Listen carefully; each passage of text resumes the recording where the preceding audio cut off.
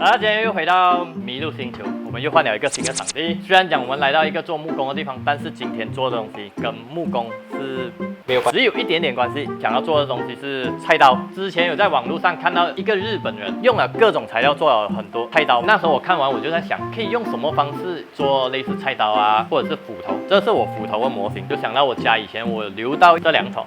这个他们叫做环氧树脂，英文他们叫 epoxy。之前我已经用这个做过一个桌面了，它的硬度是很硬的，所以我就想，如果拿这个做成一把刀或一个斧头，看它是不是可以真的拿来切菜、砍树啊。关键是透明的。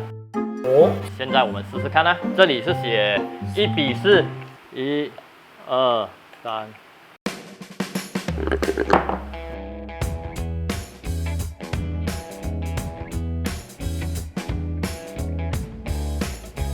我们就拿这个模型做一把刀咯。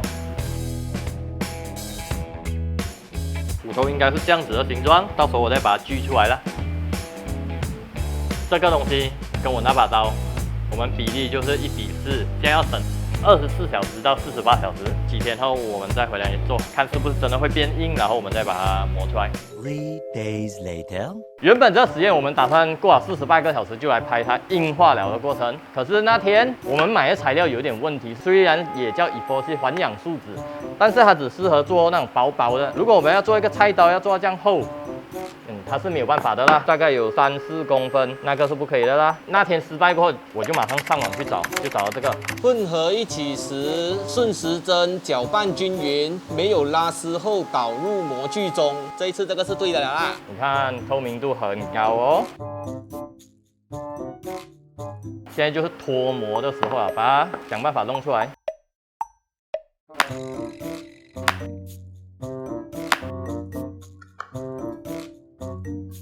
哇，不错嘞，可以耶。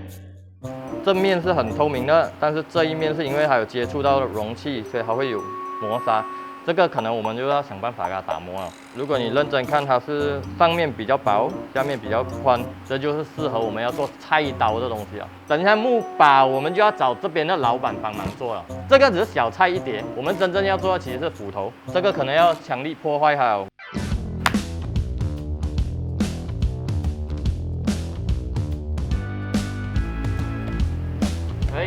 对，我们现在来开始打磨。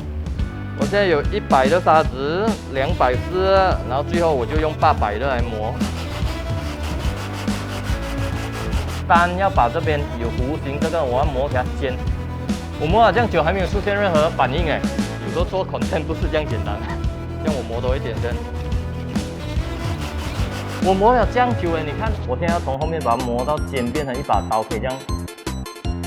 你看，我爸爸讲用这个就可以了。你看这个东西一样重，肯定不是我们。换你啊，来，好啦，我们去喝茶。来，交给你啊。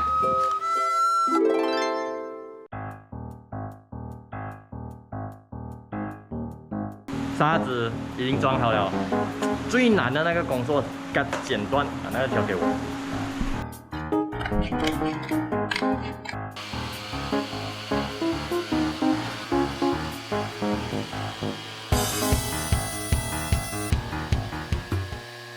现在我们试看用800号的纸，先给它磨一点点，看一下效果有没有。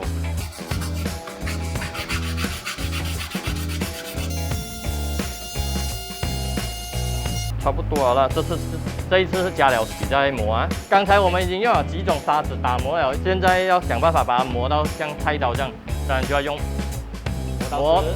磨菜刀的这个磨刀石了。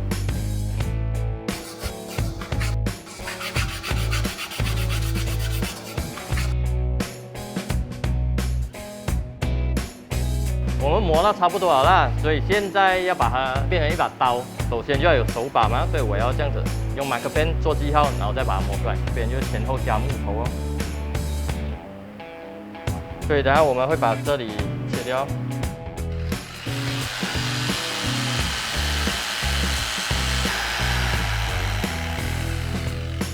刚才我们如果没有这间店的老板在，我这个东西应该是断掉了啦。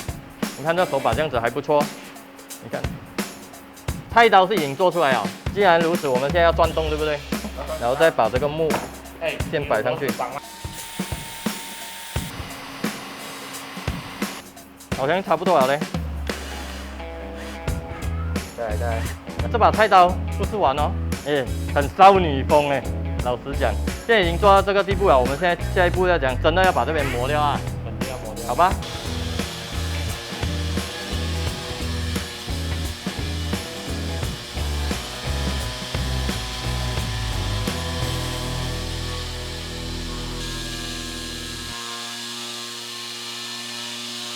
经过我们花了一点点时间，这把刀，你看是不是？对我来讲有点像母鸡的风，那种简约风。就是你看一把透明的刀，然后再木头，菜刀都已经做好了。现在我们要做的是把斧头也做出来。至于我们这个斧头这里是薄的，这里是厚的，所以我们就要这样子。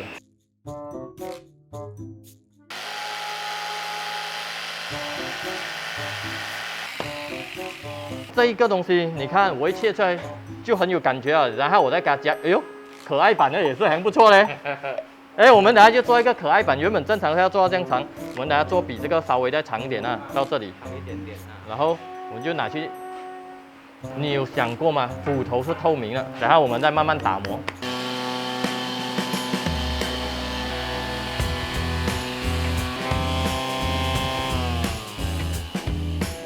很少做一个实验做到真的是很开心又香是吗？做到。这把刀真的是很有 feel 啊。然后现在斧头已经出来了，我们来做一个短板的啦。你看我的斧头也是很可爱嘛，透明这样子的。啊哈，我现在把它借起来。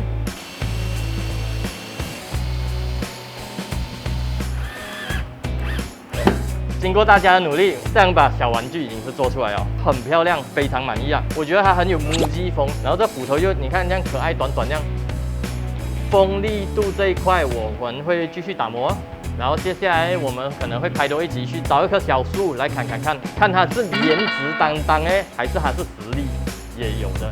至于菜刀，我们就要去找一些平时有在做菜的朋友。